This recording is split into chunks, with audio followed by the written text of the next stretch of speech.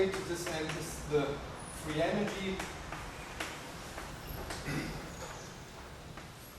of the weakly interacting electron gas, and this can be expressed in terms of the Fourier state path integral or field integral, an integral of all fields.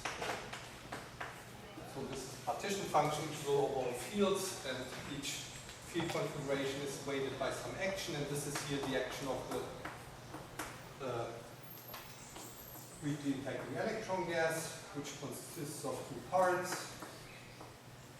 So here is the free part, just kinetic energy.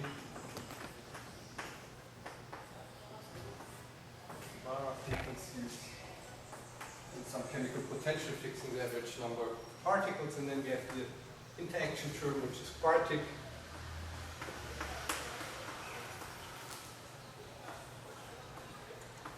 So the sigma is the sum over spins. The momentum is a four momentum, so the P here without vector denotes a four momentum consisting of the Matsubara frequency and the three-dimensional momentum.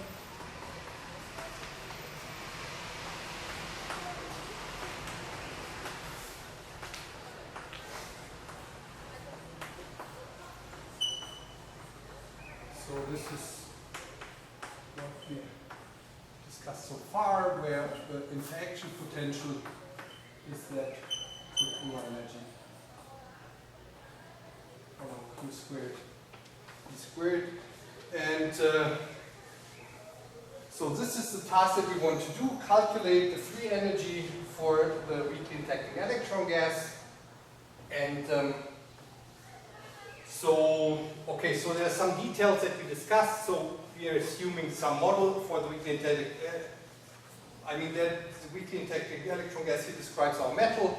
So this is the electrons moving on some positive background. So we have charge neutrality, which says that the Q equals 0 component of the interaction potential is just set to 0. So this expresses charge neutrality. So we have discussed this. And the last time we have started to approximate this problem by first, reviewing some basic stuff about non-interacting electrons. So we have considered just the free energy, calculated this by simply repeating, things that you know from statistical mechanics, probably the free energy of the non-interacting electron gas. And then we have made some quantitative considerations to quantify what we mean by weakly interacting. So this is probably not really readable, no? Is it? Oh, sorry for it. We have written this down a couple of times. So we have just started making some very qualitative considerations and to quantify what it means actually weakly interacting. And the idea was to compare weakly interacting means we have two contributions to the energy, to the ground state energy, let's say. One is given by the interaction energy, one part, and the other part is by the kinetic energy. So comparing these two energies, we noticed that the weakly interacting limit, meaning that the potential or the interacting energy is much smaller than the kinetic energy, that this should appear in the dense limit, so in the limit of high density. So actually we have identified some physical parameter which we call RS, and this was the ratio of the interaction energy and the kinetic energy, and this we could express in terms of, so here R0 denotes radius of the typical volume or the average volume an electron occupies, and A0 was just the Bohr radius, okay? So now just A0 is given by H squared over E and E squared, and this typical or this average volume or the radius of an average volume an electron occupies, of course, depends on the density, okay? So R0 is something like take the total volume and divide by the number of particles, okay? R0 is something like takes the total volume of the system, divide by the number of electrons, and then the power 1/3, so this is just 1 over density 1/3, okay? So the density actually we had calculated before for the weakly or for the non-interacting electron gas, so we can approximate this. So this is determined by the Fermi momentum. No? So this is h bar over p Fermi. Okay, this gives you a length scale. So putting then all this in here, so this is something like h bar over p Fermi. This is h m squared h bar p Fermi. So this will be a quantity that we expect to appear, which should be the dimensionless quantity, which should be small, and so the high density limit, characterizing then, weak interactions. Okay, so this is just a brief review of what was done. So the goal here is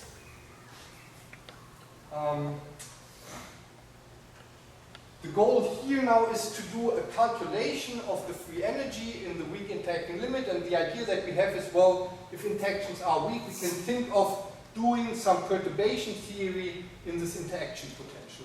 Okay, so that's the goal. To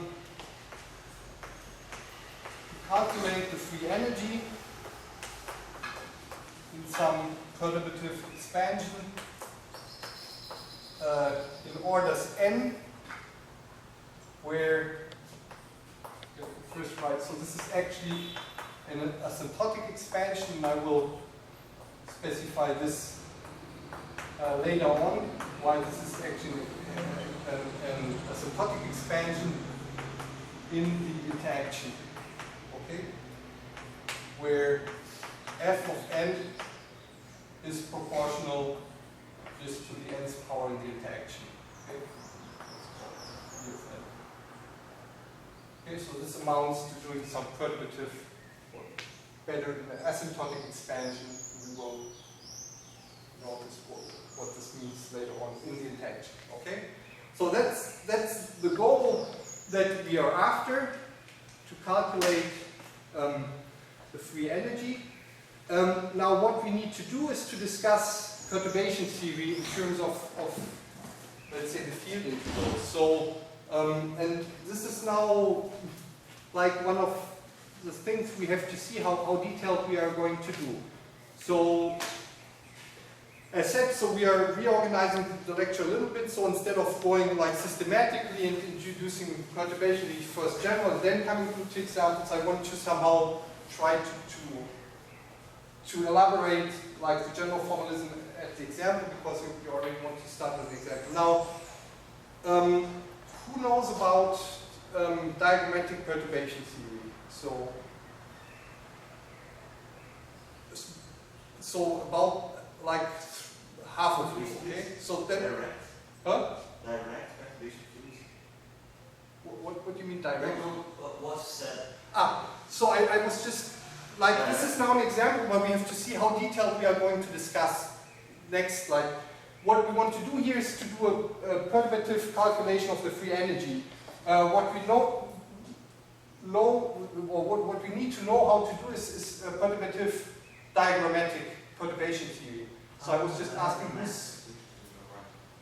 So then it seems that all of you know it, so let me go in a little bit more detail into the diagrammatic perturbation theory. If all what I'm talking about is known, then I can always accelerate, okay?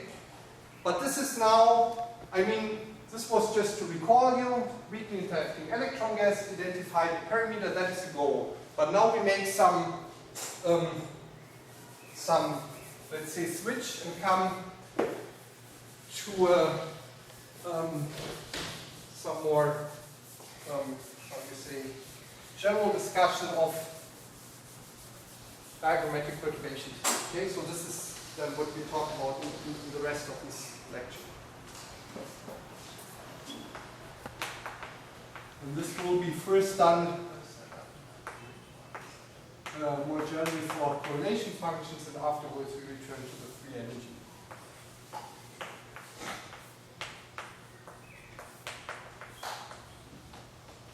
However, I will here concentrate on Fermis. Okay, so we are talking about mainly interacting electron gas, so diagrammatically will be composite. So to start, let's just introduce some notation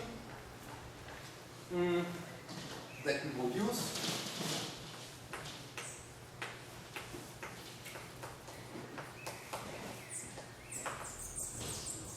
So first, we introduce a functional average.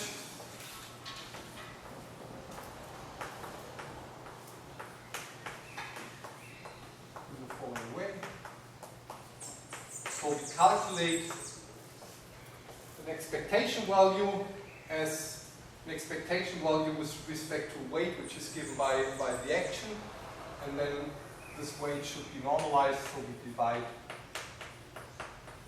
here by this factor such that the expectation value of 1 is just 1. Okay? So this is the functional average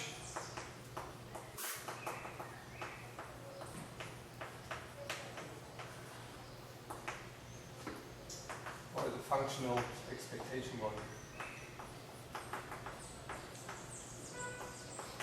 Expectation value. Now, since we want to do first calculations of these kind of quantities in perturbative expansion, so this action typically consists of a non-interacting and interacting part. What we want to do is perturbative or asymptotic expansion in the interaction term here, and this motivates to introduce then the corresponding quantity for the non-interacting problem. So this would be functional average of the free action. So this is defined as follows. So again, we take an average over all field configurations. Weight is the action, but now we take the action of the free problem. Okay, so S0 is defined as the total action minus the interaction part. Okay, so this is just free action. And then again, to make this normalized, we should divide by now also the free action here in the exponent. Again, to guarantee that the expectation value of 1 is 1. So that's the functional average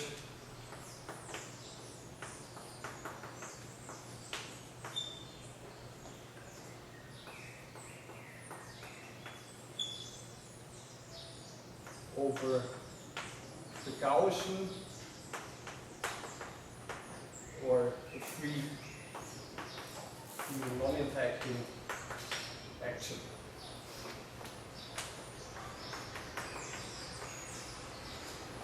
Okay, so this was the non-interacting action.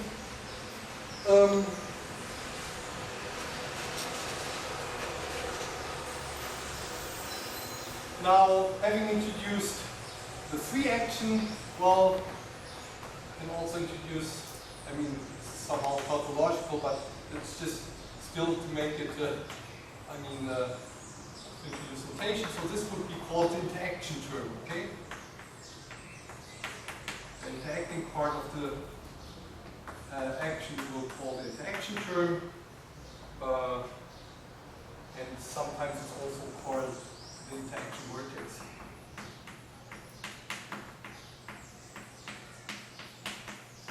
And this will be the term that we will do the perturbative expansion in. Then let's introduce some general endpoint correlation functions.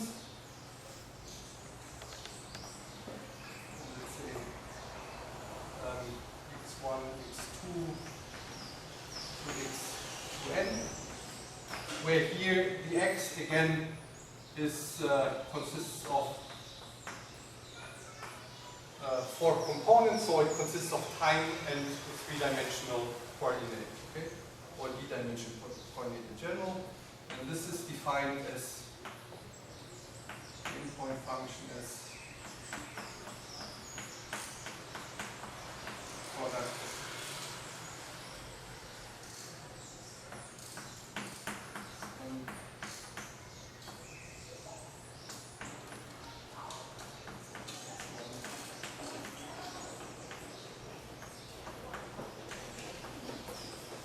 So this would be the correlation function or endpoint function, which is just the expectation value of 2n field components evaluated at 2n different space-time points. However, to make this a finite contribution, we have to have the same number of eigenvalues of the creation as of the annihilation operator.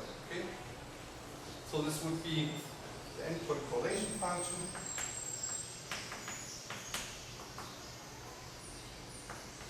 Or often shorter, just the endpoint function. And this is typically functions that we want to calculate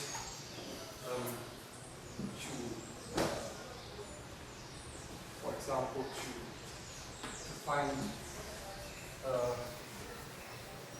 observables, like in linear responses. Typically, one will be interested in 4-point correlation functions, but we can come back to this later. Another central object, however, is just the 2-point correlation function, and this is also called the green function. So this is defined as the 2-point special name, Green's function. And why this is so important will become clearer later on, or it's also called the propagator. Okay, so just we give, this is a general endpoint correlation function. However, to the 2-point correlation function, one often gives a special name, so it's a Green's function or the propagator. Now, what we want to do is we want to do a perturbative expansion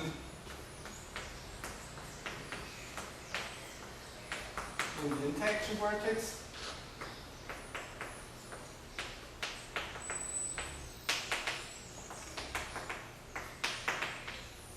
Maybe I should just make one comment here. So we know, we discussed already last time general Gaussian integral. So if you look at the 2-point correlation function, this will give us just the matrix elements, the x1, x2 of the inverse operator of the Gaussian action.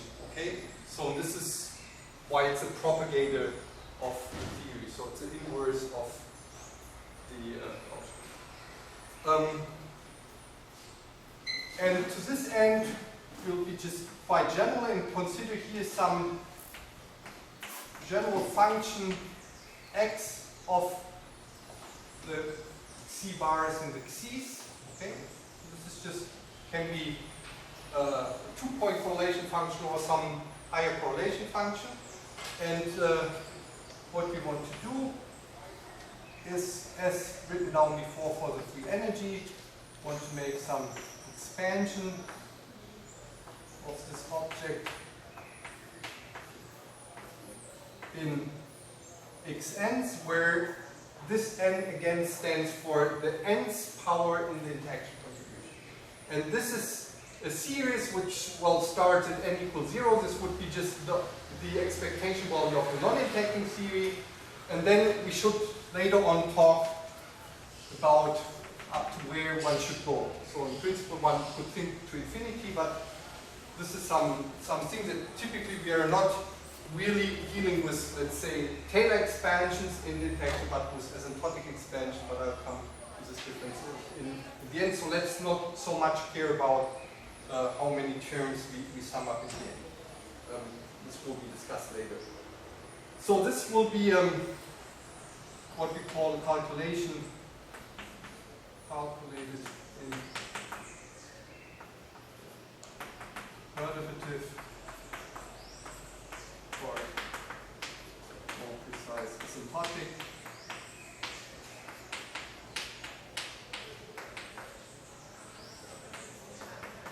Expansion in interaction. That is, so if you look at the nth order in the interaction vertex,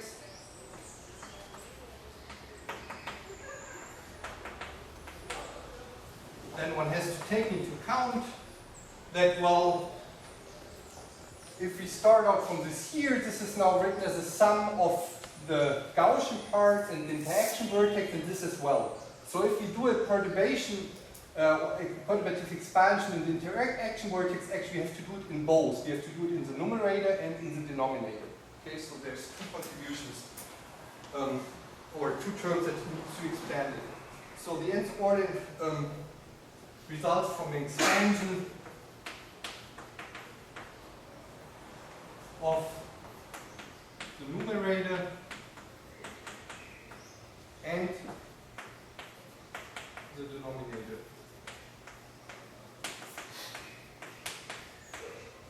Just to make this, do you see this if I write here? So we would have faculty,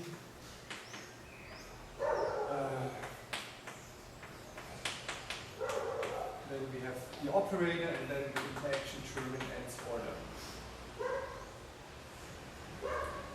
And all this expectation value is with respect to the non-interaction problem, but also we have the expansion of the denominator. So I just singled out here the one, which is from the n equals 0 contribution, okay? And then we start here with n equals 1.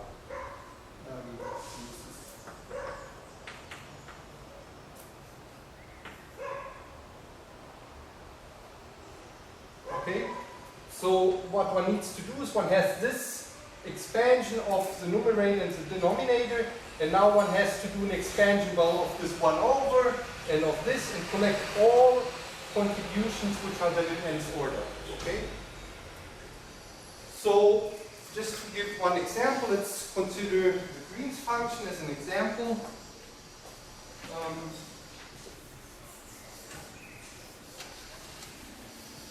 One sees that this can already become quite involved, because one has to take into account the two expansions and so on. So let's just consider one example. So afterwards, we'll try to simplify things. But let's first do like brute force thing. So let's consider the case where this expectation value of the operator that we're considering is just the creation and the annihilation of a particle at two different space-time points. So this would be the Green's function.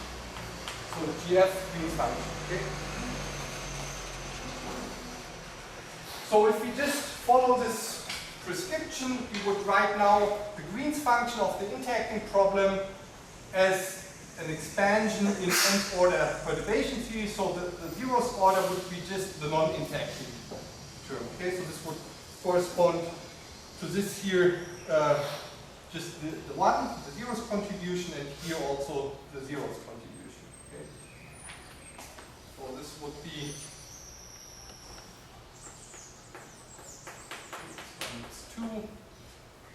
Well, this is just the Gaussian expectation value with respect to the Gaussian weight.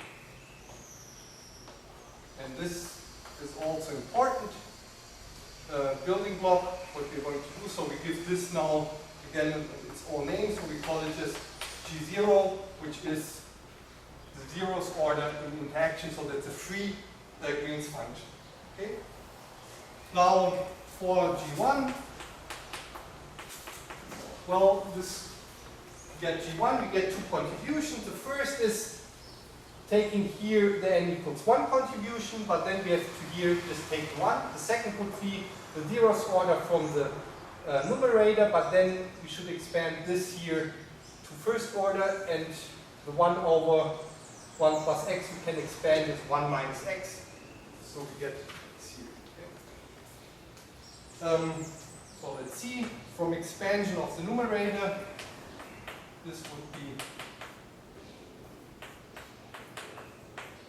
with one interaction vertex, all this again expectation value with respect to the non-interacting problem. Then we get the minus because of the expansion of this in linear order in perturbation theory, and then the exponential of 1 over 1 plus x, which gives 1 minus x, and this would be just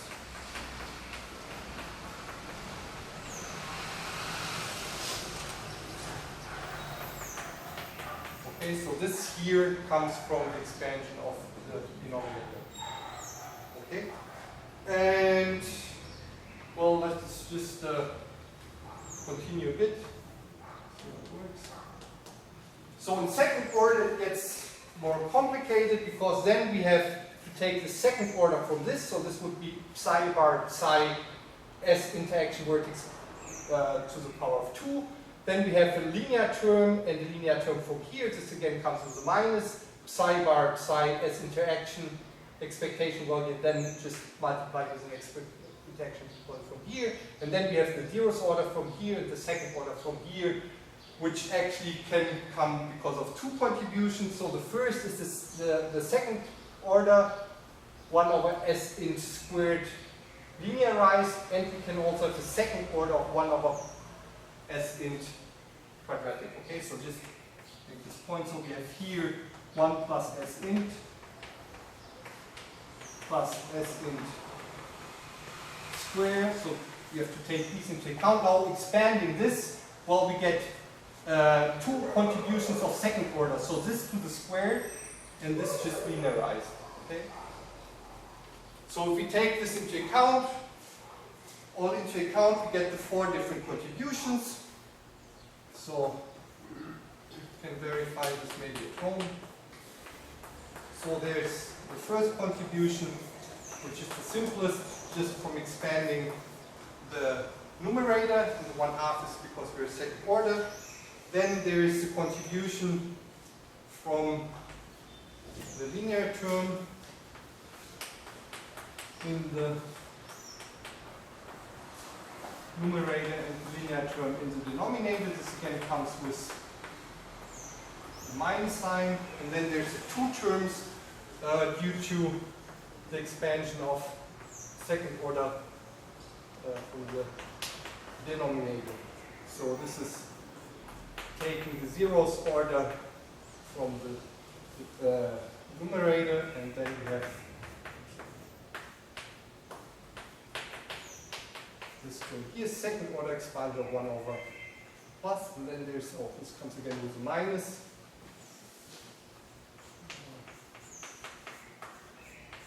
It's 2, and this now has a 1/2 because it's from the second order expansion. Okay. And this will be from this term here. I should have written down here 1/2. Okay. So see, this gets already quite evolved. So third order, I mean, gets even more complicated. And then we are still not done, because this is just writing formal expansion of, let's say, the operator we're interested in here, in the 2-point correlation function, in terms of the interactions. Now one still has to calculate these expectation values, and this one can do using the theorem that we discussed last time, like how you do the Gaussian integrals. And I just give you one example, I mean, how awful this can look. Like, for example, if you take, or up to here, is this clear, or questions? It's okay. So for example, if you look at this term here, so the interaction term here consists of 4 fields, no? So this would be 4,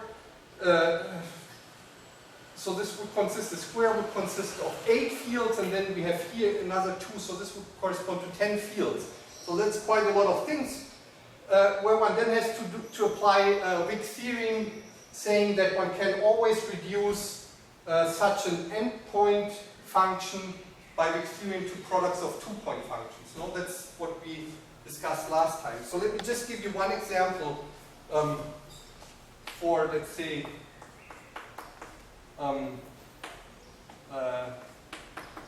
what would appear, for example, here, where one has 6 such terms. Okay, so this is even worse than one has what did we say, 10. Here one has 6 terms, and if you have these 6 terms that appear here, let's see.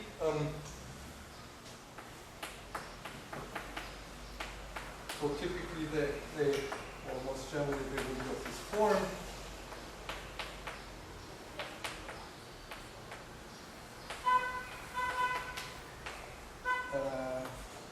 So these two fields would be from the operator, the Green's function, and this would be just one term that appears in the interaction vertex, okay?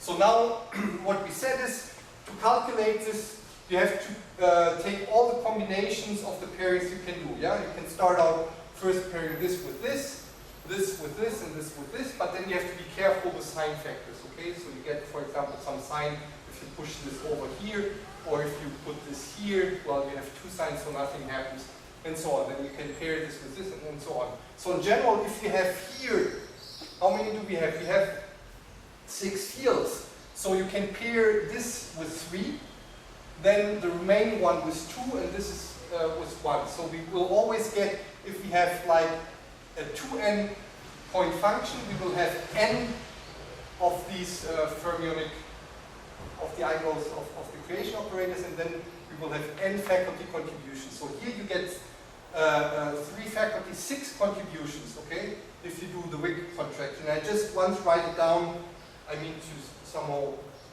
point out that this is all getting quite involved, and just also write it down once that you can, if you like, at home, confirm this or maybe correct this, because sometimes you make errors with this science, but hopefully I did it right.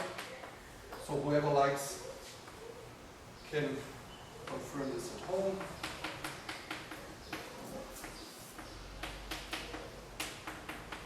So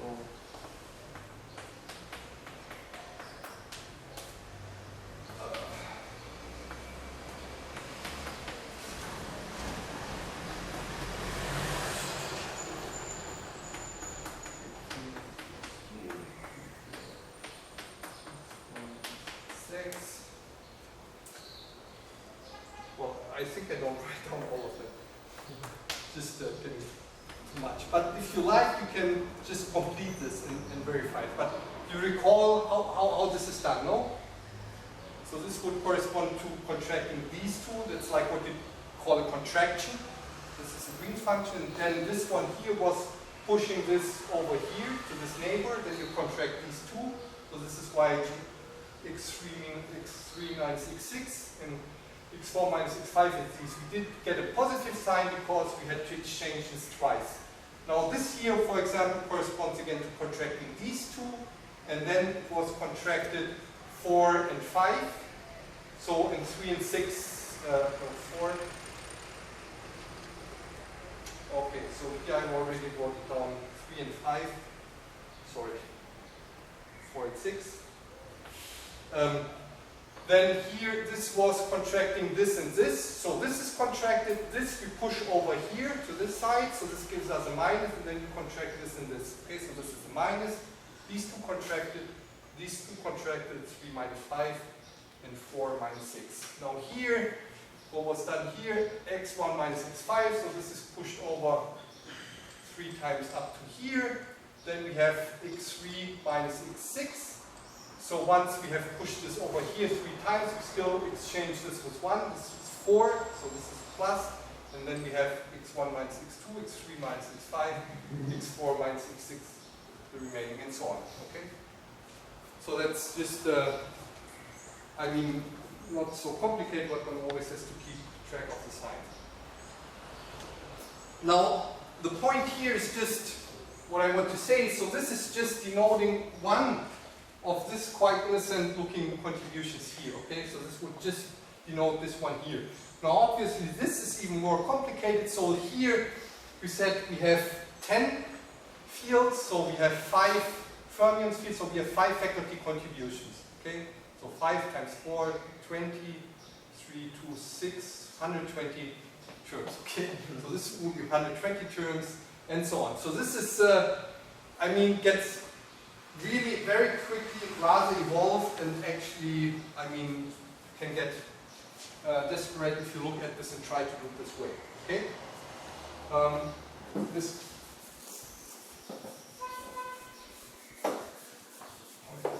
here. So what you see, if you just do this like in a brute force way, it gets quickly rather transparent.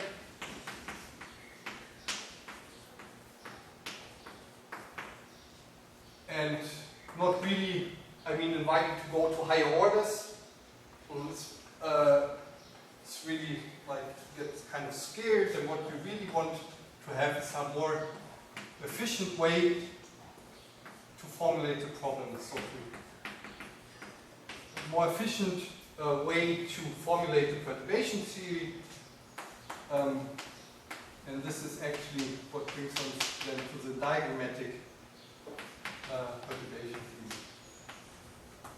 Okay, so this was just brute force expansion, and well, what can be done better is, instead of always writing down all the terms that we have and calculating that brute force, it's a good idea to try to come to a more efficient representation of the individual terms that appear in the perturbative expansion.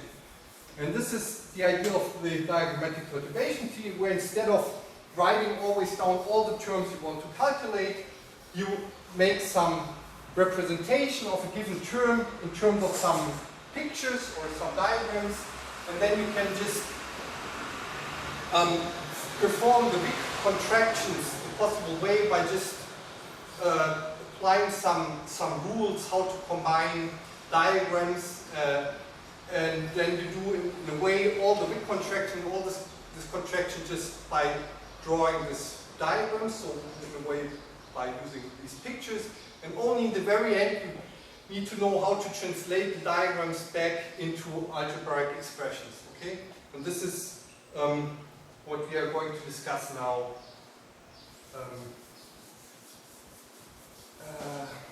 Let's see. This.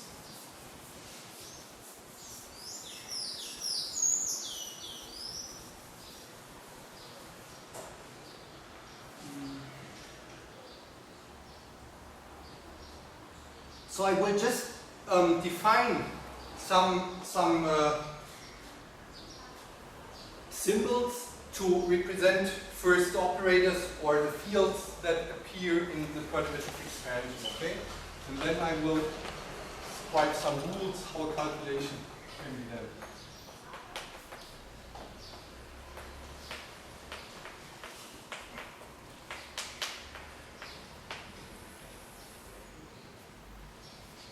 And let's see, so for convenience again, I will use just the symbol x as a 4 vector, and I will neglect spin.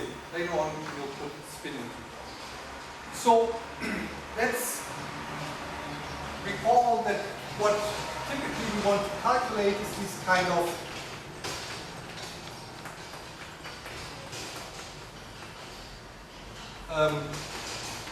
endpoint correlation functions, okay? So this is what we want to introduce, what we want to calculate. So let us introduce to all of these operators or these Grassmann variables that appear here some symbols.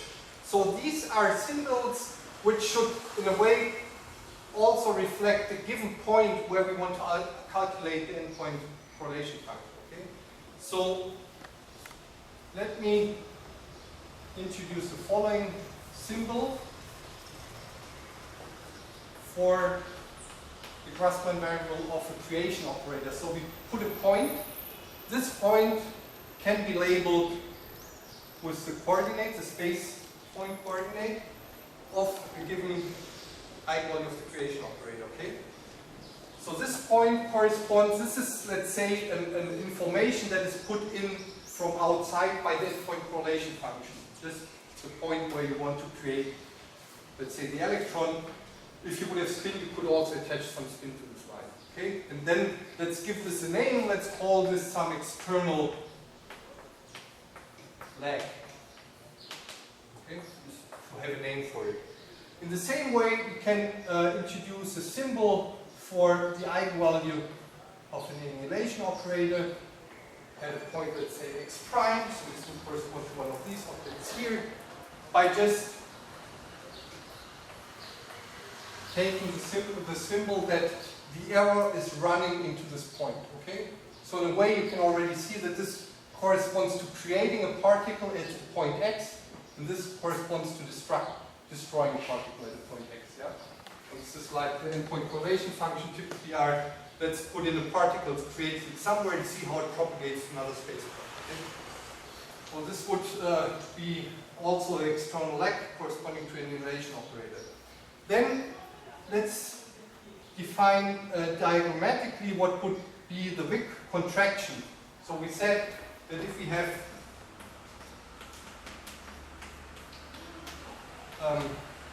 two such fields, creation and annihilation operator, then this can be done by Gaussian integral, and this will be like in the non-integrating problem, will be just the free Green's function from minus x2. Okay? So this is what we call the Wick contraction. Okay? And the statement was, well, you can always calculate an n-point correlation function by performing these Wick contraction of pairs. So this corresponds then to products of these Green's functions. But let's first start with the simplest object, and this is saying we have represented this operator in this form, and we have then represented this operator in this form. Then what we can do is just the average with respect to the Gaussian free theory, and this then will give the Green's function, and this we just denote by this line now connecting these 2 points. Okay, so Wick contraction of 2 operators just corresponds to connecting these 2 lines. Okay, so this would be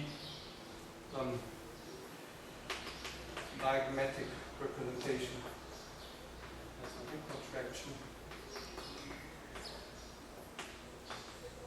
And in formulas, well, this is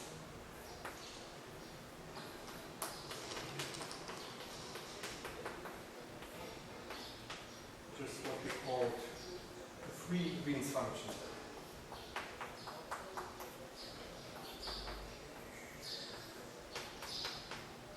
GF Green's function. Okay, so the free Green's function is represented just by such a line. Now, what we need still is, in the quantitative expansion, we then had here appearing these interaction vortices, okay, in some powers. In some powers n. So we need a diagrammatic representation of this interaction vortex. And this will be stored here. So what we have in this interaction vertex, well, we have 2 electrons coming in and 2 being scattered out. Yes, you can think this of 2 electrons scattering from each other. 2 lines going in and 2 lines going out. Okay, so this would be the representation of the interaction vertex, where now this here, so the typical interaction vertex that we had was this x prime, finding back spin, and then the interaction potential depending on the coordinates. So we lump these 2 points here. So this corresponds to some kind of density. And these 2 we just represent here. And this here would be the interaction line. Okay, so we would denote this by the 4 vector x and this by the 4 vector x prime. Okay, so in the interaction, actually, all this can be at different space points, but would be local in time. We just generalize it. So this would be the interaction vertex.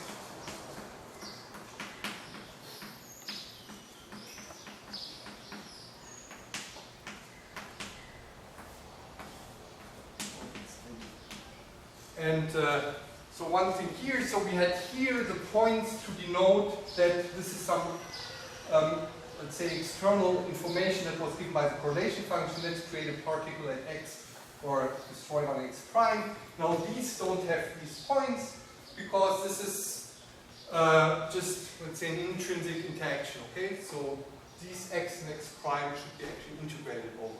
Okay, so they're not fixed. And here I already introduced this wiggled line, which now here represents the interaction line. So in our example, this would be the Coulomb interaction.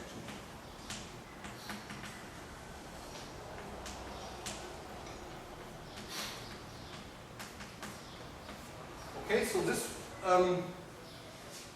is the diagrammatic code that we want to use, and then we can just see how one could, for example, now diagrammatically calculate the Green's function. Okay, so let's just go first through some examples, and then we'll formalize this. Okay, so we already said if we would consider just the free Green's function, this would diagrammatically correspond to this line ending and starting at two of these points. Now, what appeared, for example, in the quantitative expansion for the calculation of the first order Green's function, we had different terms appearing.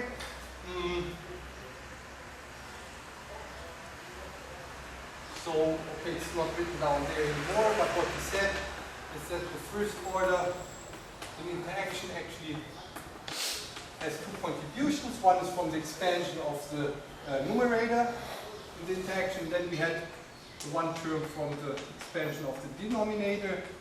This had a minus because we expand the denominator, and then was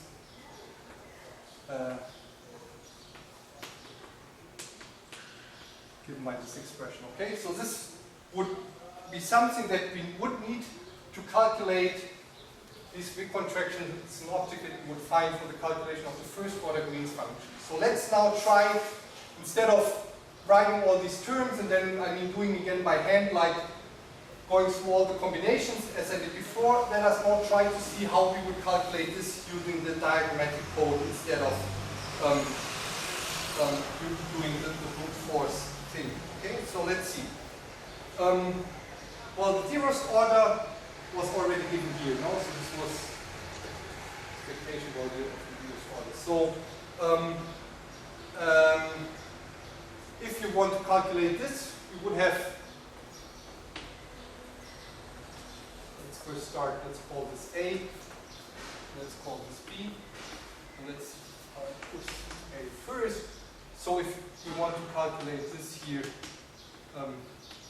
diagrammatically, you just apply here what we said. Well, this diagrammatically would correspond to this diagram.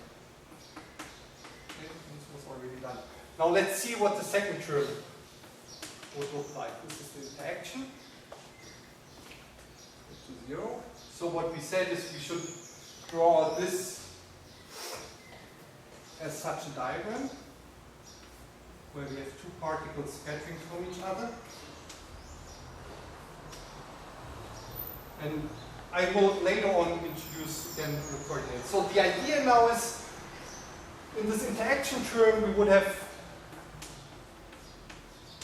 when we did the calculation brute force, we would say, well, we have to pair all possible combinations. Okay, so we have here two, four operators, two Fermi, creator, two Fermion corresponding to creation and annihilation. So we should have two faculties. So we should have two different contributions. Okay. So let's see how we would find these two contributions diagrammatically. So the idea is just to say a big contraction corresponds to connecting these open ends where there are no dots of the electrons. So what can we do? We can have here an outgoing arrow. We can connect this with this one. And then we have to connect this with this one. Or we can connect this with this one, and then we have to connect this with this one.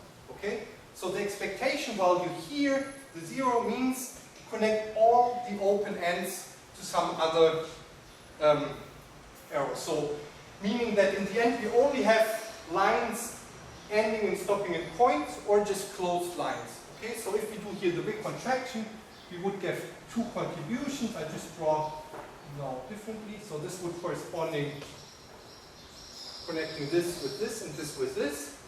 And then we have another contribution which is connecting this with this and this with this. And this would be this contribution here. Okay? So what we did here is just a diagrammatic evaluation of this expectation value by performing diagrammatically these contractions. Okay? Now, in the end, what we will have to do, we will have to know how to translate this back into formulas. But first, do this game and see how this works for higher order terms. Okay?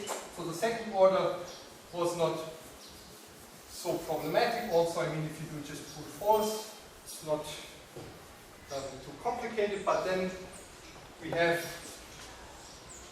this term here, which consists now of 6 operators. Okay, so we have 3 faculties, so we should have 6 different terms. Now just to make one more statement here, so the product of the two would then be just the product of this free line with these 2 diagrams. Okay. Okay, so let's now look at, or is this clear questions, or I mean just ask maybe. Okay. So then let's look at contribution A.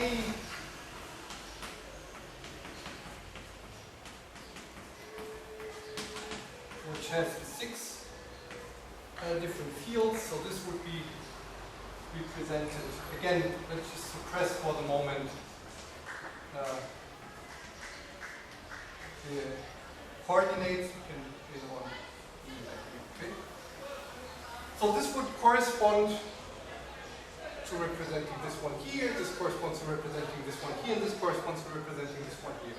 So now, to make the calculation, well, what we have to do is we have to we have to do all possible big contractions, meaning we should connect these open ends to other lines. Okay? So there's now different ways we can do. First, we can just pair this with this one, and then pair the remaining ones. Okay? But this is in a way what we already did. So because pairing this and this one is a free-green function, and this was what we wrote down there. So this would correspond to this here, and then correspond to this here.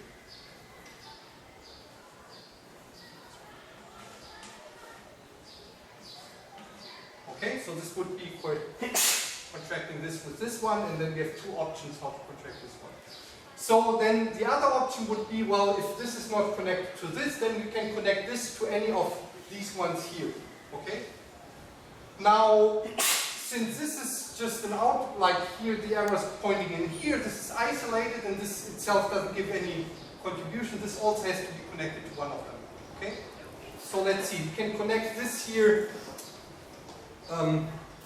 let's say, to this one here. Okay? And then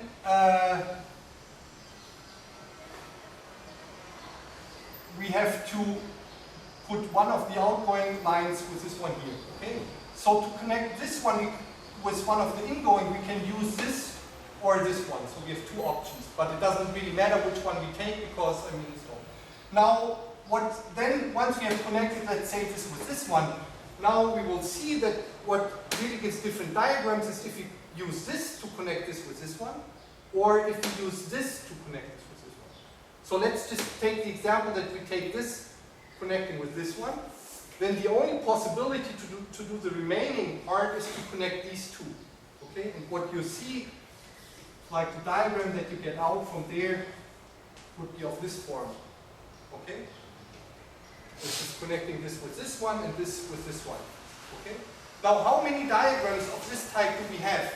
Well, we could have equally taken, instead of this leg here, but then to generate this diagram, this would have been fixed to be, again, of the same, like wiggly line. Okay? So we would have 2 options to do this. Okay? So we get a combinatorial factor 2. Now, the other option that we could have is connecting this with this one, and then instead of taking this one, we take here this one. Okay? What then happens is we should then, so if we take this and this one, then we have to connect these 2 ones here. Okay? And I will just draw the diagram that you will get from there. Okay, and again, there is a factor of 2 because once we connected this with this one, this is fixed, but we could have equally connected this one with this one, and then this would be fixed again. Okay, so that's another factor of 2. And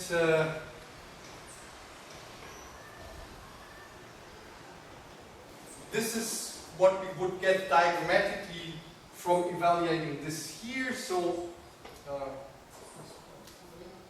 we would get how many diagrams? 1, 2, 4, 6. So this is the 3 faculty, okay? So this is the 6 diagrams. Now, there's one thing that one has to say, that when drawing these diagrams, it's not really like a fixed rule how you draw the diagrams. I could equally have drawn this diagram this way, no? This is just saying that the way you draw diagrams depends a little bit on your taste. You can always deform diagrams as you want, but there's like, it's like you can do all topological deformations you want to them as you wish, but you are not allowed to cut or do anything. So sometimes when they are more evolved, there are 2 diagrams which at first look differently, but then you realize, no, I mean they're the same because you can deform them. Okay, so there's some, you have to get used to some of this, and this can also be quite complicated. Okay, but so far what we did is just taking the terms that appear in first order perturbation theory for the Green's function. We just do all the diagrams. So if we collect everything, let's see, we draw these diagrams here, which are the product of this with this and this with this. These are actually these diagrams here, this with this and this with this. Okay. This was from here. And then we have, I mean, the 6 contributions that we draw down here. Now what we should do is we take the 6 contributions drawn down there and subtract the 2 contributions here, this with this and this with this. But we see that these 2 actually just means that we cancel these 2 and we are left with these 2. Okay? So the Green's function in first order is diagrammatically, okay, write this like equals, because we still have to say the code how to translate this back in formulas, but this would be given by 2 diagrams, both weighted with a combinatorial factor of 2.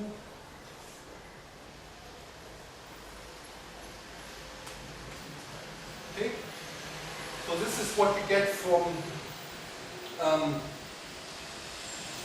the calculation using diagrams. Now the final step, we have to translate this back into formulas. Okay, or up to here, is it more or less clear, or questions?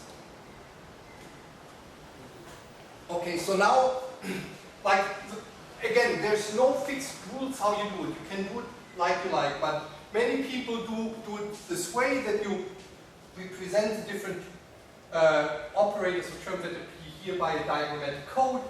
You draw all the diagrams, and then in the end, you introduce again like the coordinates to translate this back into some algebraic expression. Okay, so in our case, we should call the outgoing point x and the incoming x prime, and then this here would correspond to the point, let's call it y, where the interaction is taking place. Okay, so we said that the interaction is given by some local term here. Now for y and y prime. Okay, so this would be the y, and this would correspond to y prime. Okay? And in the same way, we have again here x and x prime, and this would correspond to y, and this would correspond to y prime. Okay? So now we have to translate back this into some formulas, and I just write it down.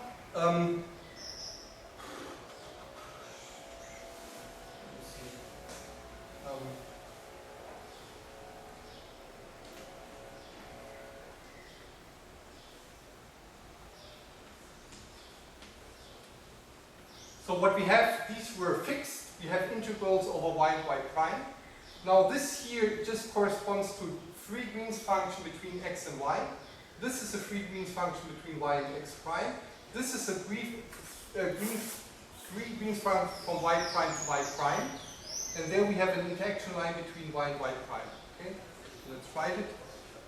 G0 from x1, G0 from y minus x prime, G0 from y minus y, which is just the G0 of 0, okay? And then we have the interaction, which is y minus y prime. In our case, it would just depend on the vectors, but it's good. Okay. And then we have the second contribution, which is again an integral over dy prime.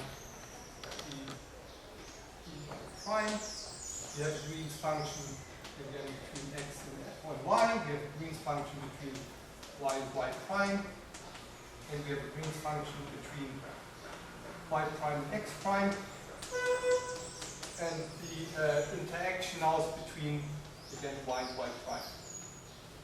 Okay?